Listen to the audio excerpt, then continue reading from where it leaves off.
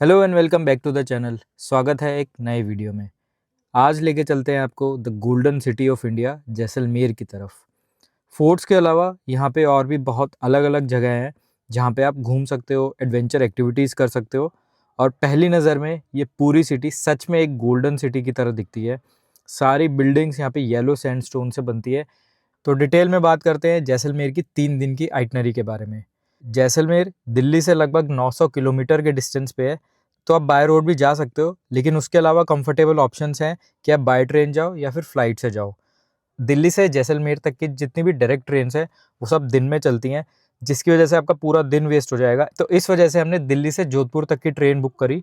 दिल्ली से Jodhpur overnight journey है, जिसमें लगभग आपको 10 घंटे के करीब का टाइम लगेगा। और जोधपुर से जैसलमेर हम पहुंचे बाय रोड, जिसमें लगभग हमको 4 से 5 घंटे लगे। और राजस्थान की सारी रोड्स काफ़ी अच्छी है, तो आपको बिल्कुल भी थकान महसूस नहीं होगी, बिल्कुल भी आप परेशान नहीं होगे जोधपुर से जैसलमेर तक के रोड ट्रिप में भी। तो दिल्ली से ही मैंने टैक्सी पहले से बुक करवा रखी थी, जिसने हमें जोधपुर के रेलवे स्टेशन से पिक किया था। और ये कैब हमारे साथ अगले 3 दिन तक रहने वाली थी। तो डे 1 पे हम लगभग 2-3 बजे तक जैसलमेर पहुंच गए थे।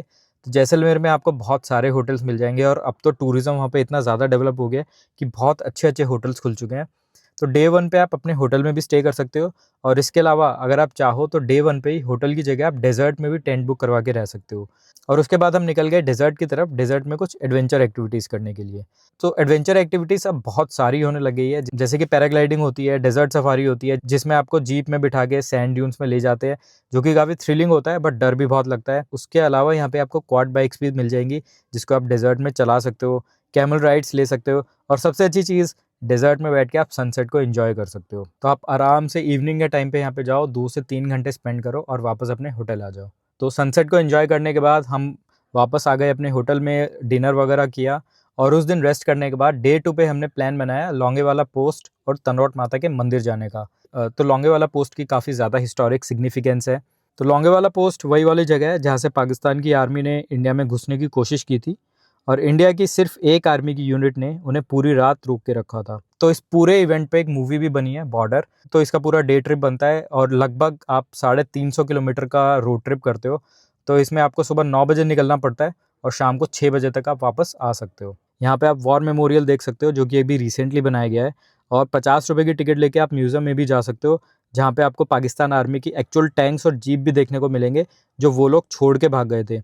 और इसके अलावा यहाँ पे 15 से 20 मिनट की एक मूवी भी दिखाई जाती है, जिससे आपको पूरी क्लैरिटी मिल जाएगी कि एग्जैक्टली क्या हुआ था, क्यों हुई थी वो वॉर। और यहाँ पे लगभग 1.5 घंटा टाइम स्पेंड करने के बाद अब बारी है तनोट माता के दर्शन करने की।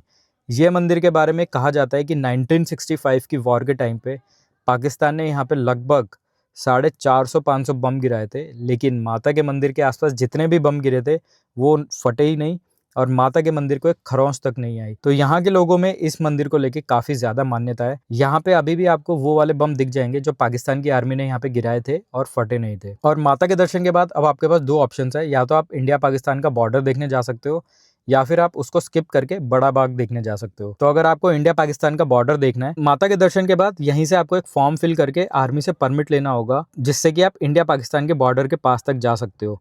इस बॉर्डर पे आपको पाकिस्तान की साइड कुछ देखने को नहीं मिलेगा, ना तो उनकी कोई आर्मी मिलेगी, ना ही उनका कोई फ्लैग मिलेगा, ना ही पाकिस्तान का कोई घर मिलेगा। तो बस आप एक्सपीरियंस के लिए जा सकते हो। ऑल्दो मैं रिकमेंड करूंगा कि इस बॉर्डर पे आप मत जाना, मतलब आपका टाइम भी बचेगा, और यहाँ पे ना ऐसा आपको कुछ दिखेगा नहीं। मैं आपको रिकमेंड करूंगा कि इंडिया पाकिस्तान के बॉर्डर को देखने की जगह आप जा सकते हो बड़ा बाग। 16th सेंचुरी में राजा की फैमिली और रॉयल फैमिली मेम्बर्स को बरी किया जाता था, और ये जगह देखने में काफ़ी सुंदर है। काफ़ी लोग यहाँ पे प्री वेडिंग शूट के लिए भी आते हैं। इस पूरे डे ट्रिप के लिए मैं आपको एक टिप देना चाहूँगा कि आप यहाँ पे किसी भी सीज़न में चले जाओ। ऑल्दो समर्स में तो बिल्कुल रिकमेंडेड नहीं है। विंटर्स में भी आप कभी भी चले जाओ तो आपको बहुत ज़्यादा धूप मिलेगी। तो अपने साथ एक कैप, सनग्लासेस, पानी की बॉटल्स और खाने का सामान ज़रूर रखना, क्योंकि इस पूरे रास्ते में ना रेस्टोरेंट्स की अवेलेबिलिटी काफ़ी कम है। तो इस दिन हमने पूरा अपना डे टूर किया, और लगभग शाम को 7 बजे के आसपास हम अपने होटल पहुँचे, जहाँ पे हमने डिनर किया और रेस्ट किया, क्योंकि इस दिन हम काफ़ी थक चुके थे।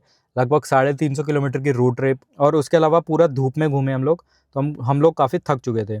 अब अगर मैं डे 3 की बात करूँ तो इस दिन आप एक्सप्लोर कर सकते हो लोकल साइट सीन। जैसलमेर में आसपास भी काफ़ी सारी जगह है देखने के लिए, लेकिन मैं आपको 3 मेन जगह बताऊंगा, जिसमें आप सबसे पहले जा सकते हो जैसलमेर फोर्ट। ये फोर्ट यूनेस्को की वर्ल्ड हेरिटेज साइट की लिस्ट में भी एडिड है, और आप इसे गाइड के साथ ही एक्सप्लोर करना, वरना आपको बिल्कुल मज़ा नहीं आएगा। इस फोर्ट को देखने के लिए आपको काफ़ी चलना पड़ेगा, क्योंकि ये एक लिविंग फोर्ट है। तो फोर्ट के प्रीमाइसेस में एंटर करने के बाद भी आपको फोर्ट की मेन बिल्डिंग तक जाने के लिए काफ़ी चलना पड़ेगा।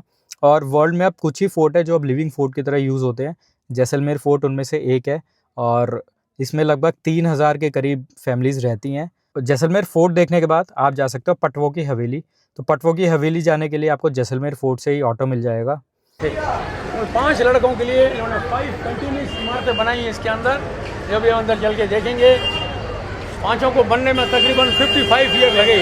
1805 से 1860 का पीरियड इनके बनने का पीरियड है। ये किसी टाइम पे एक प्राइवेट प्रॉपर्टी हुआ करती थी।